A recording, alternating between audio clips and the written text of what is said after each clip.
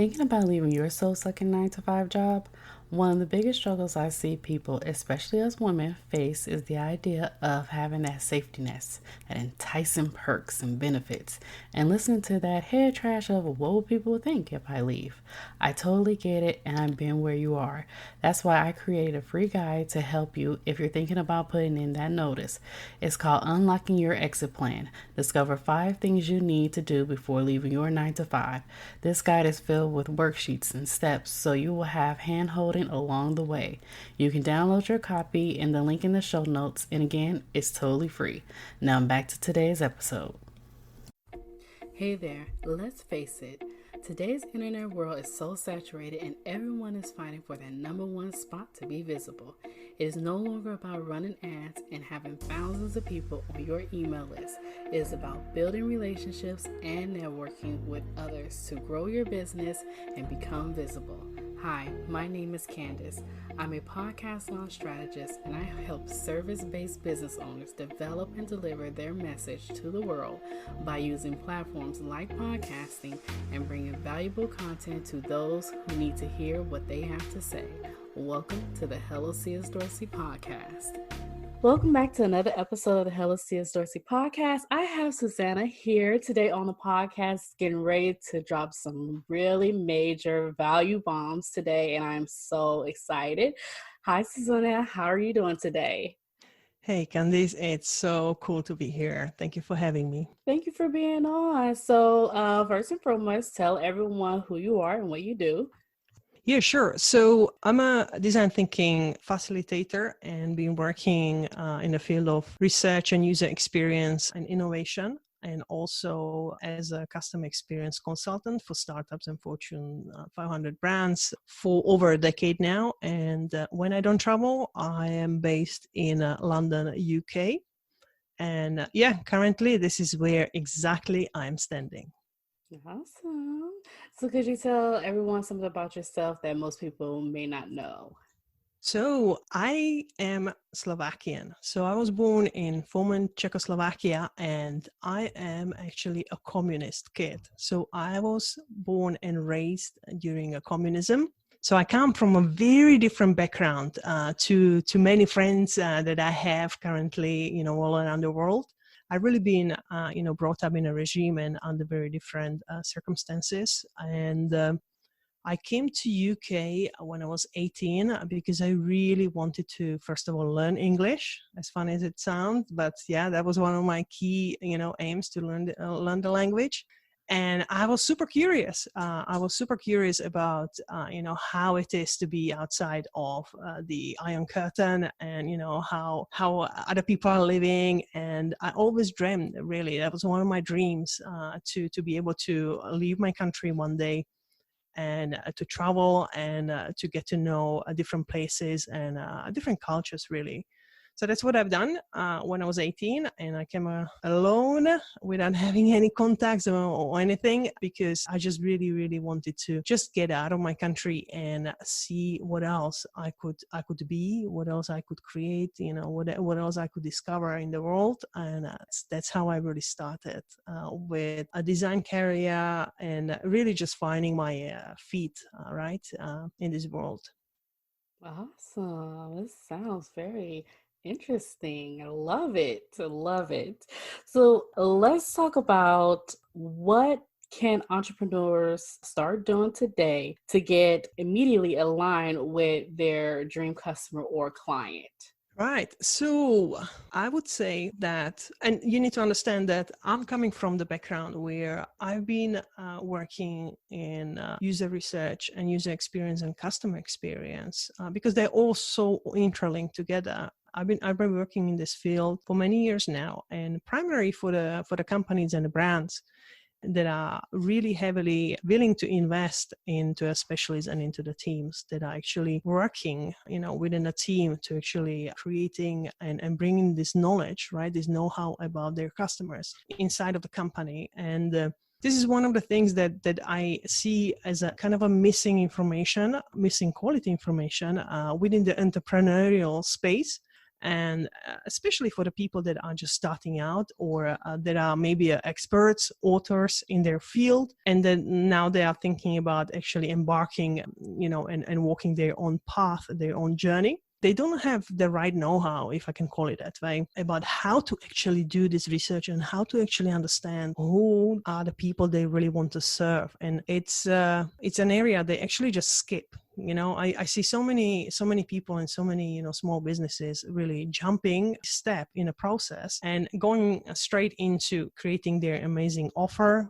Let's say there is a coach or author, and they really good at one area, right? And they immediately create some kind of a product and try to test it, right? If anyone has an interest, usually they tap into their network and they try to validate that idea, and then they might get a validation or not, but they still go ahead and they'll push it out into the market and try to actually find who are the people, right? They think who are the people that could actually really benefit, and they try to do certain targeting. Obviously now social media platforms help you with target audiences. However, it doesn't matter, right? If you try to test your target audiences, what really matter is to be aligned with you. So what can entrepreneur can do to start at beginning. You need to know yourself, you need to know your values. So essentially, you do have to start with yourself and really understanding what your values are. And then you can start matching who is the person that I would really want to serve. So when you think about a person who you would be really like, almost like your really good friend, right? Could your dream customer could be, could it be your really good friend? You could ask yourself this question and really then look for the traits of your really good friends, and are they aligned with you and with your values? So this would be the first thing I would definitely start basically matching and looking into. And I know you are a designer, so when you look at it from the perspective of branding, what does the branding agency do with the new client? They do a certain onboarding. Mm-hmm. And part of the exercise of the onboarding is really understand what the client is all about, right? What do they stand for? What their values are, right? So they take them through the experience, onboarding experience, to really, elicit this information from the client to be able to, get closer to the flavor, right? To their flavor, what they stand for, who they are, and then they look who they are serving. So it's very similar. Concept is very similar in this sense, but it's definitely know yourself and then explore the journey. So where you want to go and who you really want to serve. So part of the exploration is really important, is empathy. So you need to understand how empathy works and how you actually can tap into that and use it, and then really learn the core principles and basics of research. So how you actually do the customer research. I'm not talking about just market research. Market research is looking into your competition, right? It's more broader, but I would start with customer research at the core. And ideally, if you already have clients working with you, you should start talking to them, have a friendly conversation, like, in user experience, we call it, customer interviews. But essentially, you should have a very friendly conversations with your customers to explore more of who they are, right? Why they chose to work with you, all their values, and start documenting this process for yourself. If you don't have a customers yet, you should have a look who are the people that are buying from your competition and try to speak to them. So again, the principle is the same. You should do your research, ideally. Now, right now online, right? You can still hop on a Zoom call or whatever other platform you like using, and try to get a bit of their time and basically conduct your interview, do your research to really get to know them. And that will be basically really the initial phase that I would highly recommend, because it's very important to understand the human-centered research, where you put your customer at the center of everything, because essentially that's what you are doing. You are serving another human being. So you need to learn, and you need to document all the information about what they think, what they feel, what they hear, see, want, say, do, fear, all of that. All of that is really meticulously, documented, usually by companies that understand the power of this data and of this information. That's really deep because I always thought that, where can I find him? And I'm like looking around, like over the surface, like looking at I'm like going through grooves, is where's my ideal, customer, but not realizing that the clients that I have served, I could actually look at them and basically say, okay, well, why did they come to me? What is it that they need? What is it that they're looking for or was looking for at the time or still looking for, right now? And just kind of like using them as a way to kind of like, dig and do the research like you stated. What I want to ask is, what's the difference between what your customer want and what your customer need? So for me, what I observed, there is a huge difference in this, and I know this might be just a semantics, for some people, but hear me out. It's like you hear a lot the messaging online from different marketers or different gurus or specialists, and they often refer to like you need to speak to your people, your audience, Mm-hmm. and you need to find out what they want. Mm-hmm. And yes, that is truth. You should definitely find out what they want. But the kind of a, tricky thing is that many also say you need to give them what they want. And I would say that partially, yet there is a very important missing part that many people actually probably just don't know or can't see. And this is what makes a huge difference for successful companies that are actually applying this principle. So it's very important to know what they want. So you should definitely speak to your customers and find out, or do social listening, social media, and just really watch what people are talking about, right? So you can document what they want. However, the really crucial part and magic happens is that you will know what they want and you should give them what they need. So what do I mean by that? Many times people tell you, oh, I want XYZ, and I also want another thing. And they have a certain idea about how this should actually be, delivered, or what this want they actually, really desire is. So they are basically assuming it should be done in a certain way, or it should be a certain product, right? Where many times it is actually not truth, where they think they need something, but then if you give them what they actually really need, so if they have a problem in something and they think that this is the solution that I need, they might not know what is the right solution to that problem. So your job as an entrepreneur is to figure out both sides, because this is that extra level. This is that huge differentiation between someone who is successful and someone who is trying to figure the things still out, and who's just giving to their customers what the customers tell them. So that's basically being reactive. Yeah, just reacting to what someone actually told you, instead of being proactive and saying, hey, I understand you have this problem, I know what you actually need, and then you present that solution to them, and you actually let them. Obviously, you should test and you should get a feedback as soon as possible. But this is the huge difference, it's that you really need to understand what is the root cause of the problem, and you should address the root cause, and not just the outsider, the surface which is outside that is obvious. You need to look for the things that are not obvious to other people or to your customers. Really, you should explore that. And that's really, for me, many times in my work, when I help my clients, I go and meet them, and I learn about their business into real depth, and they already have some ideas about the product and how that product is going to be solving the problem of their customers. Or essentially, after I actually speak to the customers, I often realize that the product is not really addressing the real problem the customer actually has. So there are a lot of things that are, below the surface, where if you can tap into that, if you can connect those invisible dots, that's where the magic really happens. Wow, this is good. What do you suggest that the delivery of what they need? What is your advice on that? Because oftentimes what we do is we will either go out, like you stated earlier, we'll create a course or we'll create some sort of product based on that. But what advice would you give as far as like starting out and trying to give them what is a need and they fix their problem without having to spend so much time on that. And, you know, how can we deliver that little by little bitty chunks or something like that? I think that's what I'm trying to say. It's hard to Yeah, explain.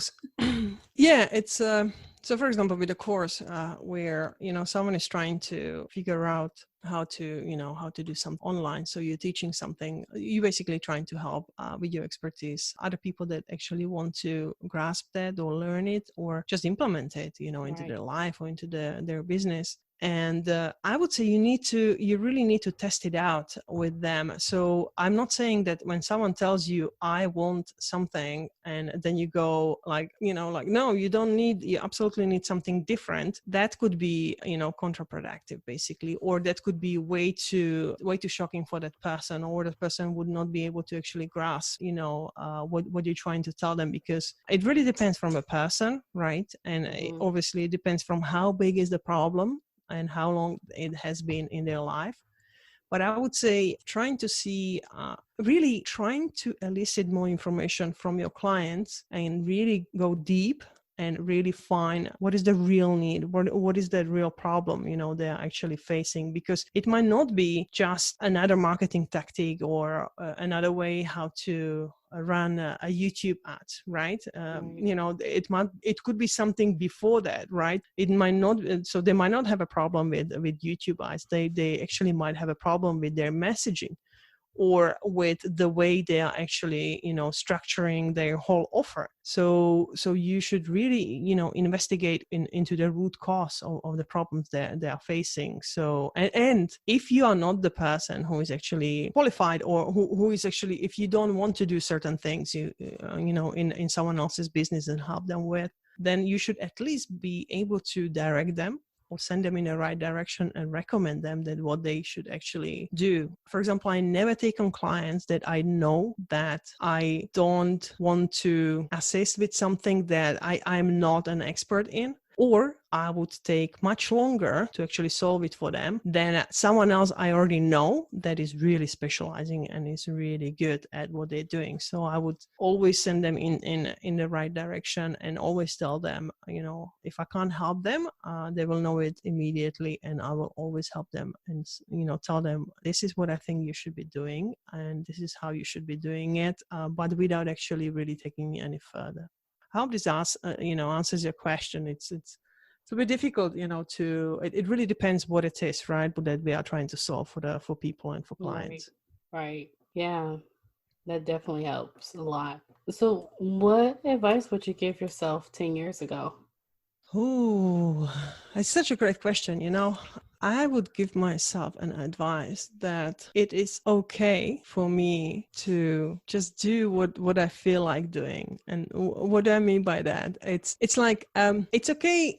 And this might sound very cliche, but what I'm trying to probably say in here is that it's okay to follow my intuition, and I would tell myself to learn how to use my intuition and allow for it. So yeah, I would definitely, this is the advice that I would give myself to do. So basically not to run on a logical only, but but really learn more about myself, and learn more about brain science, and, you know, all of the things that can help me to grow as a human being. So that would be the advice.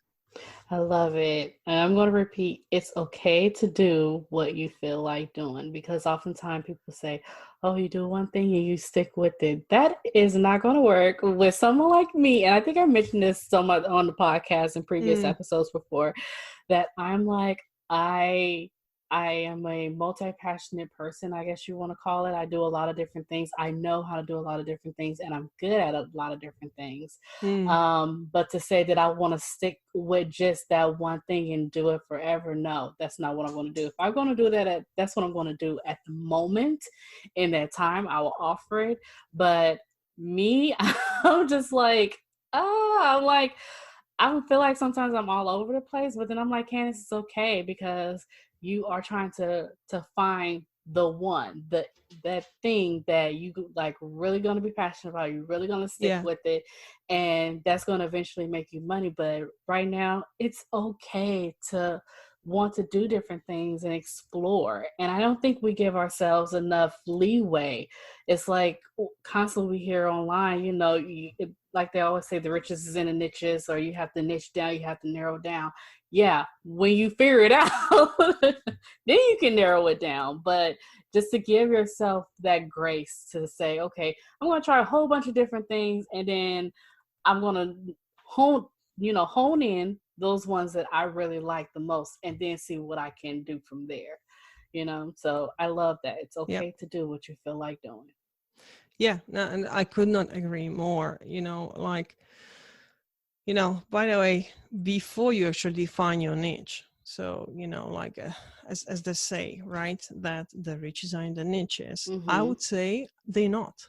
Because if you don't know who are the people you actually care about, Mm-hmm. so your customers, like, they come before you actually define and carve your space within a market, within a niche, right? Right. And this is so important to see the difference, because when you think about it, in a very simple terms, when you are bringing, let's say, a course to a market, the sequence of launching your idea, right, your course, is very simple, and it is why. So why am I doing this? Why do I care actually? And you might have a purpose already behind. You might know your purpose. If you don't know your purpose, that's fine too, but you need to know why.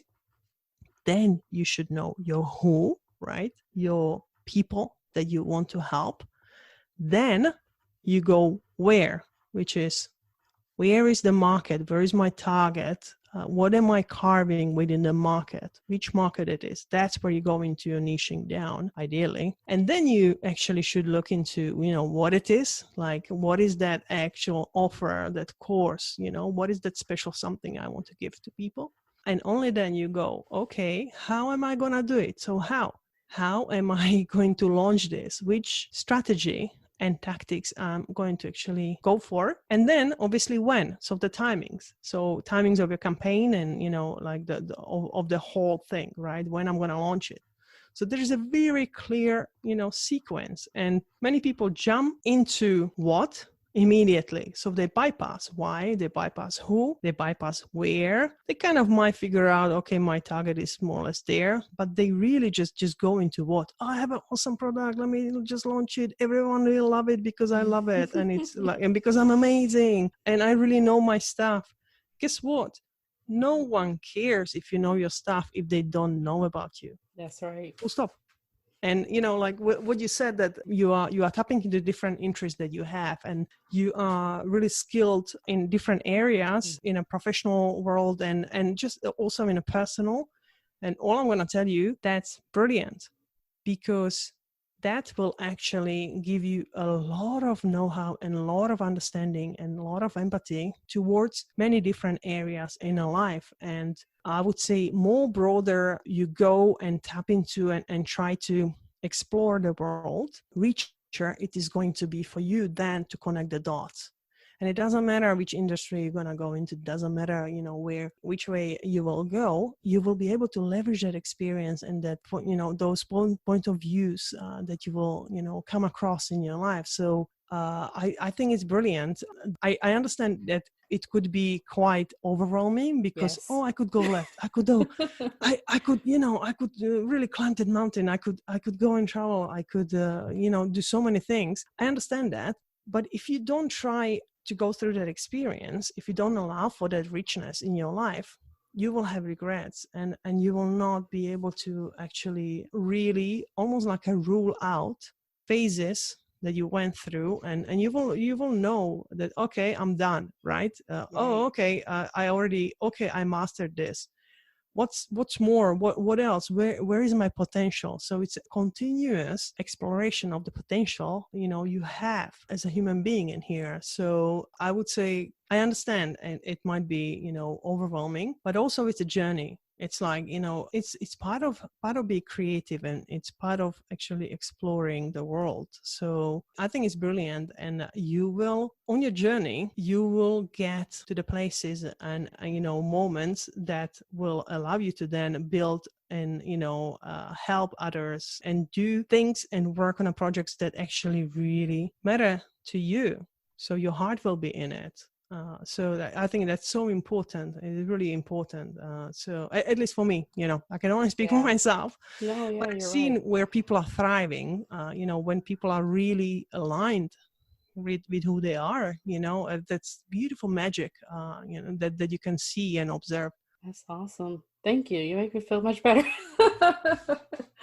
Because I was like, Candace, you're all over the place. I'm driving myself crazy. But I was like, you know what?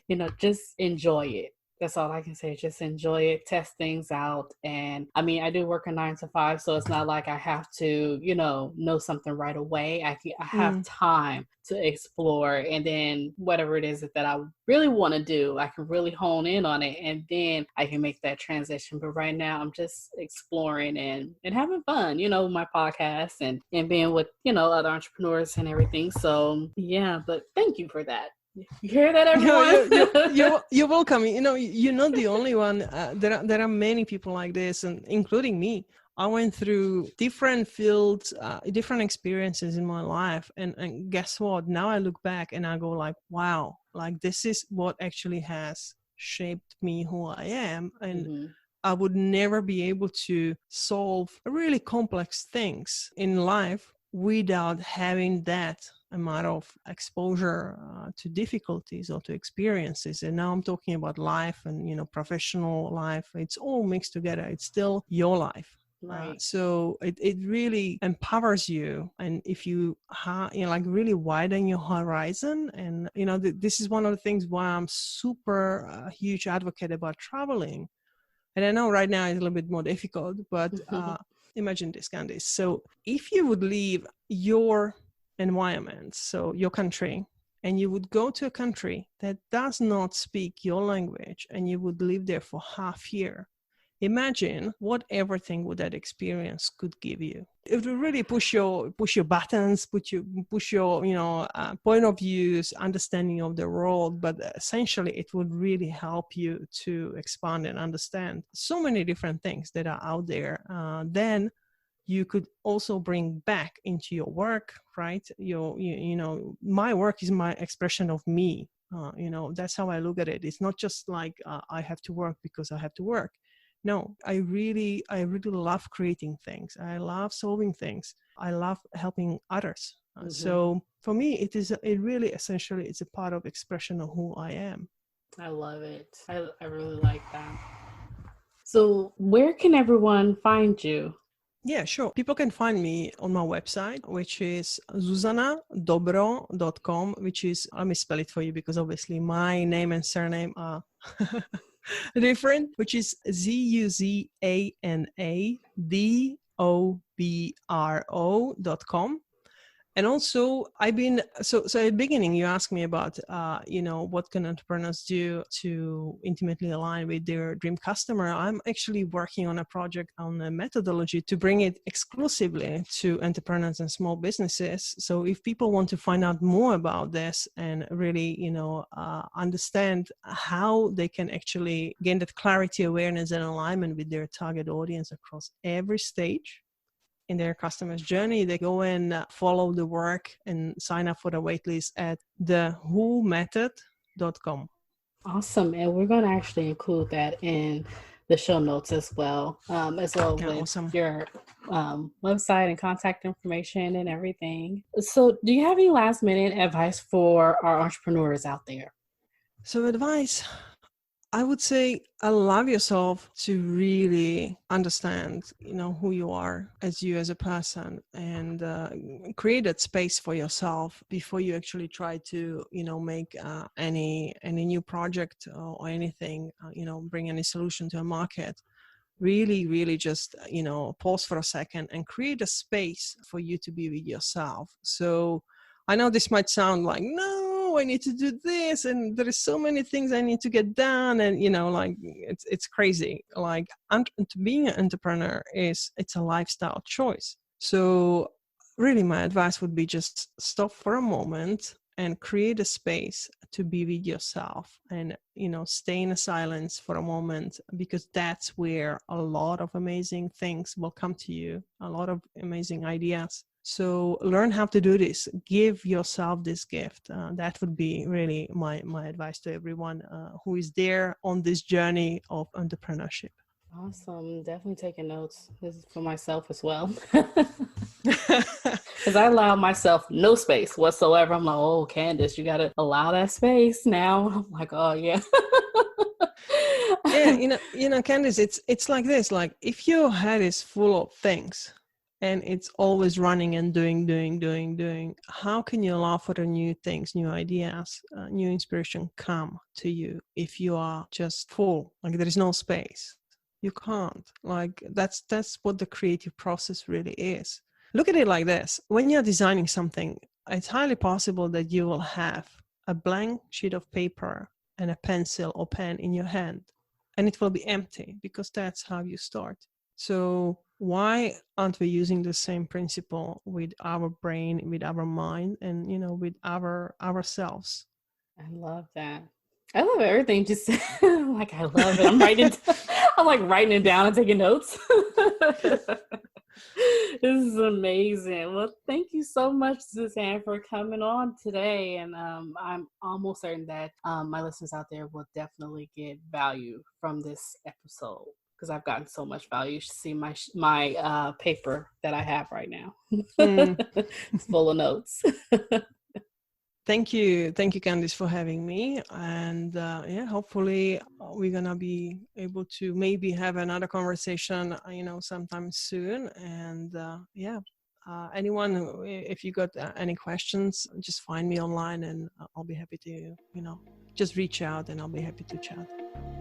Hey, did you like this episode? And don't forget to subscribe and share. And also drop me a line or two. I will love to hear your feedback in the review. Thank you.